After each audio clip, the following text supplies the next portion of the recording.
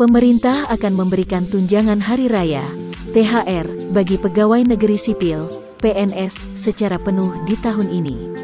Setelah tahun lalu dipangkas karena pandemi COVID-19.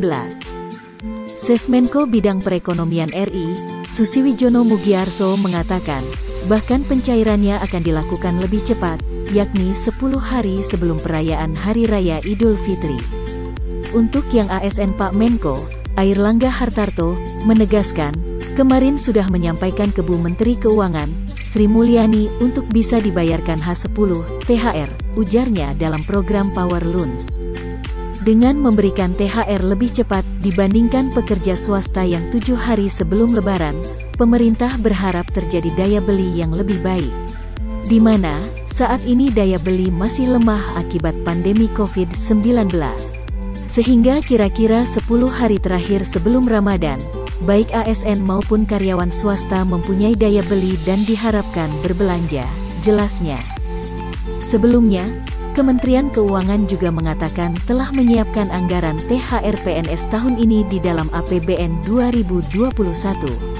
Saat ini pemerintah tengah menyiapkan aturan pencairan THR PNS ini.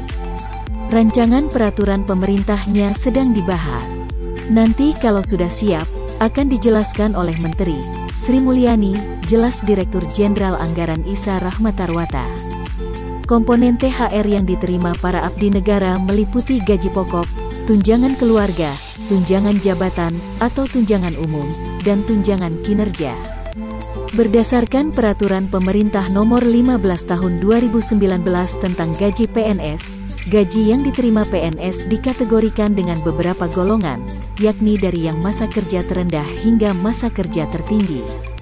Untuk PNS golongan 1 masa kerja 0 tahun, menerima gaji Rp1,56 juta per bulan.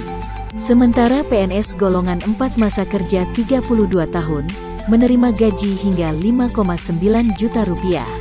Gaji THR yang diterima PNS, ditambah dengan komponen-komponen di dalamnya, seperti tunjangan keluarga dan tunjangan jabatan termasuk dengan tunjangan kinerja. Misalnya, dari PNS di lingkungan Direktorat Jenderal Pajak Kementerian Keuangan sesuai dengan Peraturan Presiden Nomor 37 Tahun 2015 tentang tunjangan kinerja, di lingkungan Pegawai Direktorat Jenderal Pajak. Tunjangan kinerja yang diterima untuk jabatan terendah, seperti pelaksana menerima Rp5,36 juta. Sementara itu, tunjangan kinerja tertinggi untuk jabatan tertinggi yakni Eselon 1 menerima Rp117,3 juta. Artinya, THR yang diterima PNS dengan menggabungkan gaji pokok dan tunjangan kinerja untuk jabatan terendah mencapai Rp6,92 juta, sementara untuk jabatan tertinggi bisa mencapai Rp123,2 juta. Besaran THR yang diterima PNS di atas belum mencakup tunjangan-tunjangan lainnya yang dimasukkan dalam komponen gaji, seperti tunjangan keluarga dan tunjangan jabatan atau umum. Namun, perlu dicatat bahwa tunjangan kinerja yang diterima PNS Direktorat Jenderal Pajak, memiliki dasar penghitungan baru yakni memperhatikan nilai kinerja pegawai, NKP, prestasi kerja, dan kontribusi pegawai.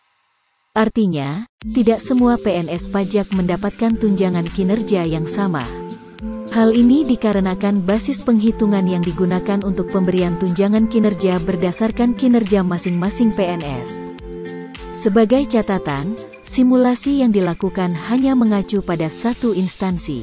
Setiap kementerian lembaga memiliki dasar sendiri dalam menentukan tunjangan kinerja bagi para pegawainya.